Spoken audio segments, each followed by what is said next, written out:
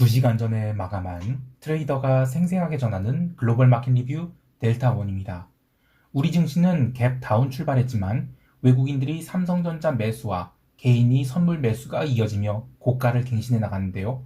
반면 해외 시장은 유럽 증시가 초반에 달리기를 했다가 3시간도 안 되어서 상승분을 모조리 반납하고 처박히면서 큰 도찌로 마감했고, 또 나스닥도 대량의 매도가 쌓이며 순식간에 21선까지 조정을 받았습니다.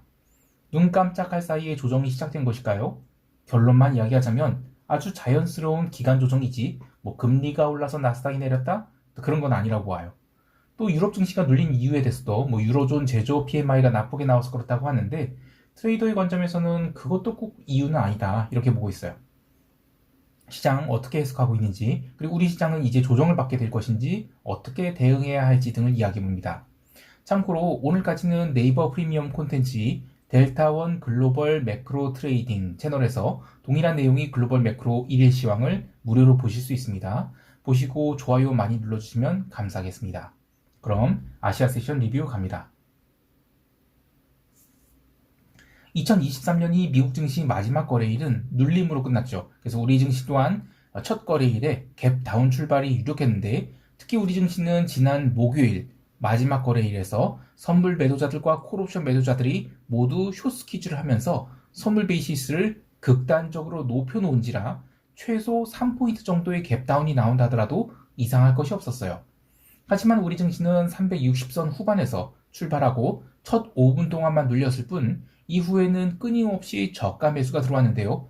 특히 오전 10시 30분 홍콩 세션이 개장 후 계속되는 눌림이 나온데도 불구하고 우리 증시는 11시 이후에는 선물 미결제 약정마저 증가하기 시작하면서 조심스럽게 선물이 상승으로 전환됐습니다. 오전 11시까지는 시장에 차익 실현성 선물 매도가 나오면서 변동성도 죽고 선물 베이시스도 약했고, 또 선물 미결제 약정도 약간이나마 감소하기까지 했는데, 이것은 지난주 목요일에 우리 시장 참여자들이 상방으로 오버헤지한 것들을 청산하면서 나타난 현상이라고 보고 있습니다.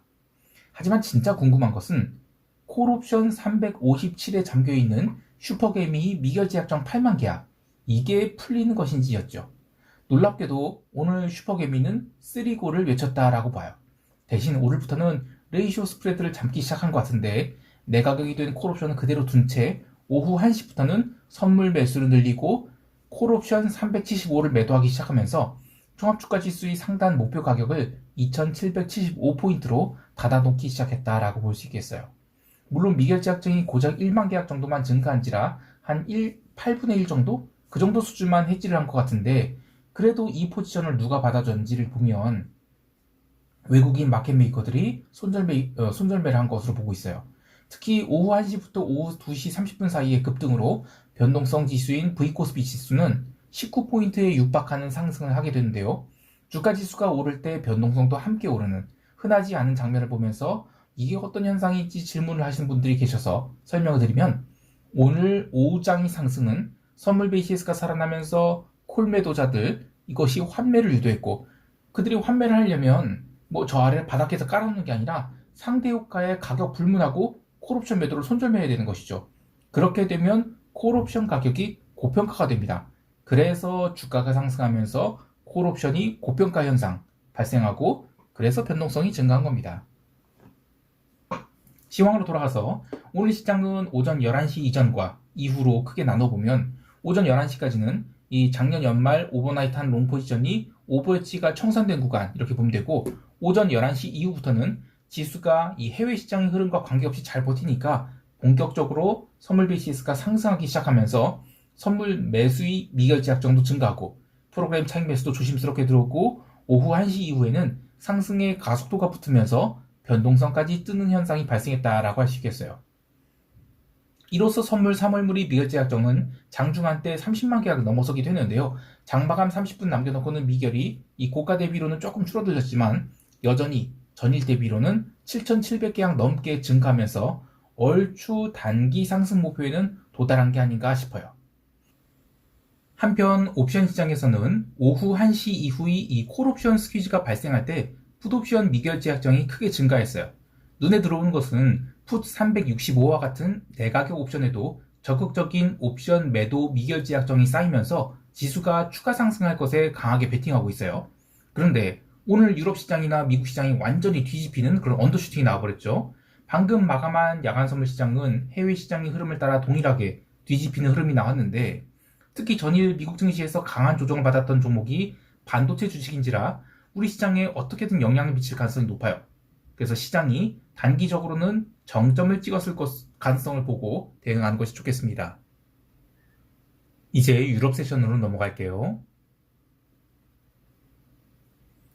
유럽 증시는 상당히 특이한 흐름을 보였습니다. 개장과 함께 유럽 증시는 조심스럽게 상승을 시작했고 강력한 변동성 매도가 들어오면서 독일의 닥스 지수는 21선을 출발지로 하고 한 1.2% 정도를 1시간 동안 급등을 했습니다. 개장 후 1시간 동안 이런 상승이 들어온다. 그러면 특히 작년 말까지 계속해서 유럽 증시가 횡보기를 겪었다면 이런 흐름은 아주 좋은 레벨업 신호가 되죠. 그런데 이렇게 딱 1시간만 상승하고 시장은 점점 힘이 빠지기 시작하면서 첫 1시간의 상승을 모두 되돌려주고도 추가 하락을 하게 됩니다.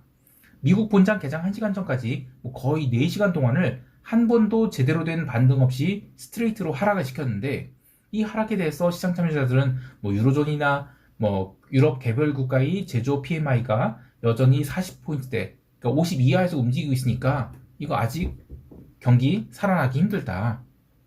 이런 식으로 해서 주가가 하락했다고 해요. 그런데 그때 채권 시장은 빠지고 있었습니다.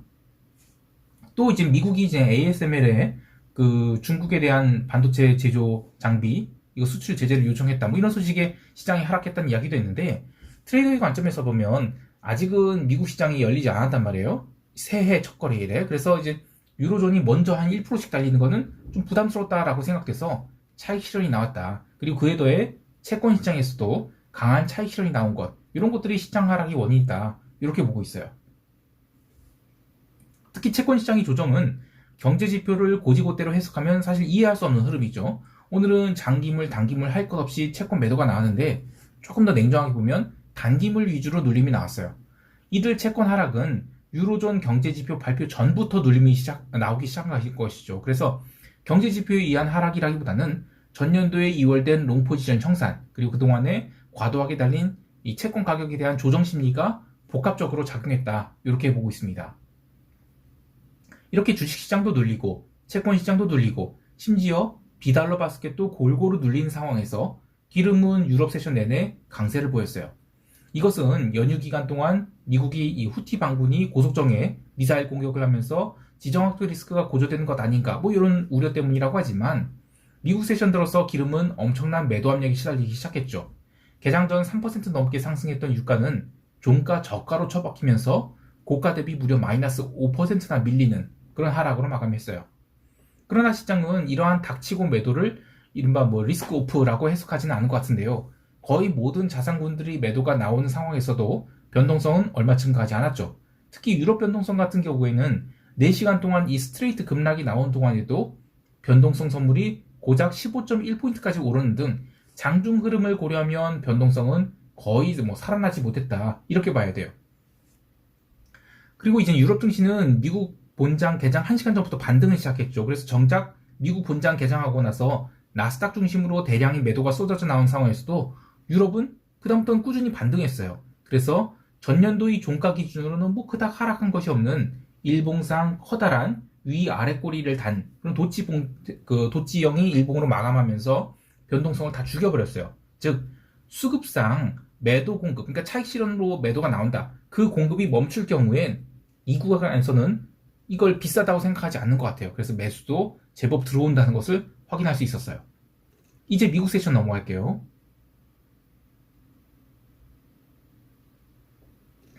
미국 지수 선물은 유럽 세션에서 유럽 증시가 강한 차익 실현을 맞자 조금씩 내려오기 시작했는데요.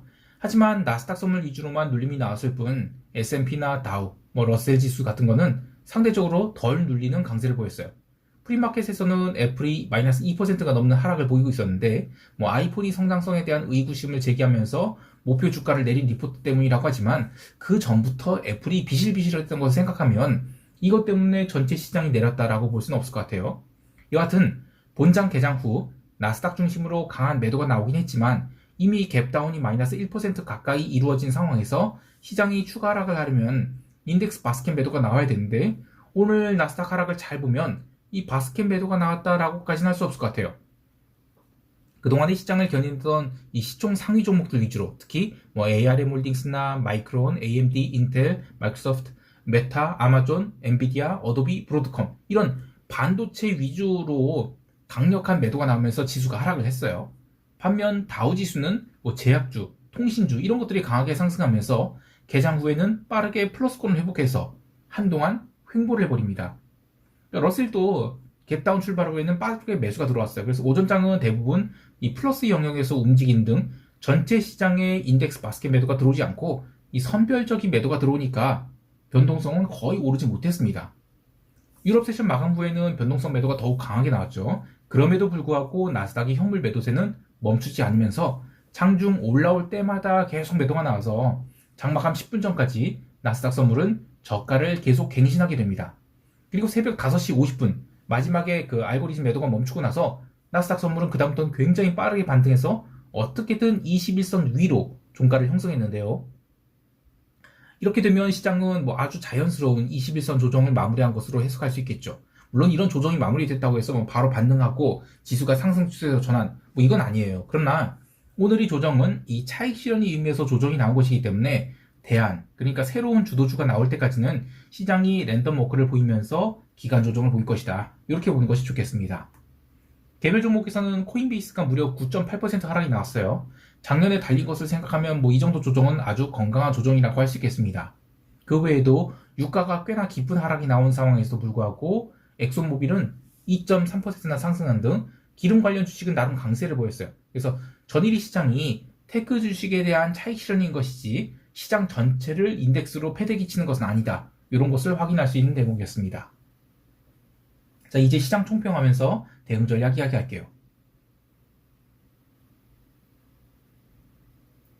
전일 미국 증시가 이 나스닥 중심으로 조정을 보이면서 변동성이 오르지 않았다라고 해서 우리 시장이 잘 버틸 것이라 보기에는 어려운 부분이 있습니다.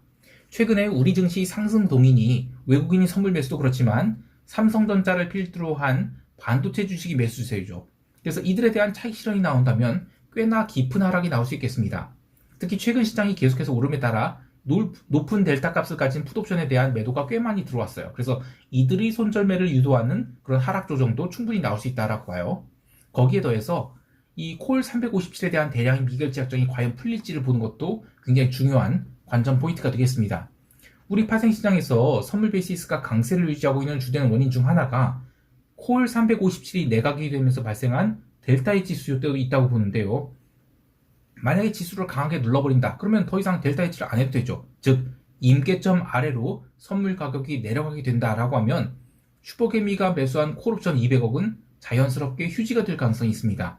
특히 잔존일이 지금 8일밖에 안 남았어요. 그래서 본격적인 시간가치 감소의 역풍을 맞을 수 있는 데다가 해외 시장은 변동성을 계속 죽이고 있는 상황에서 우리 증시는 콜옵션이 환매 수요 때문에 과도하게 높은 수준의 변동성을 유지하고 있었죠. 그래서 그 부분도 되돌려줘야 되는 부분이 있어요. 그래서 시장이 수요일에 조정을 보인다 하더라도 콜옵션 매수는 일단은 최대한 자제하는 것이 좋겠습니다. 해외 시장은 10년이 첫 거래일에 시장이 조정을 보이면서 바닥찾기를 하고 있다라고 보는데 차익 실현이 나올 때는 이 손절매와 같은 변동성 상승을 동반한 무차별 매도가 나오지 않고 이렇게 질서정연하게 알고리즘으로 매도가 나온 편이죠. 그래서 이제는 업종별 매매 흐름을 보면서 어떤 섹터에 매도가 쏠리는지 그리고 시간의 관점에서는 오전장과 오후장으로 구분해서 매도가 쌓이는지를 관찰하는 것이 좋겠습니다. 그렇게 하여튼 개장 후 첫 일주일을 보내고 나면 그 다음부터는 조심스럽게 방향성 거래를 시도해 보는 것이 좋겠는데 오늘은 나스닥 테크 위주 종목들 차익 실현이 강하게 나왔다면 이 길에는 중소형주나 뭐 다른 종목들에도 차익 실현이 나온지 그리고 그것들이 전체 지수를 얼마나 끌어내리는 파워를 갖고 있는지를 관찰하겠습니다. 자, 오늘도 성공 투자하시길 바라고요. 이상 델타원이었습니다. 감사합니다.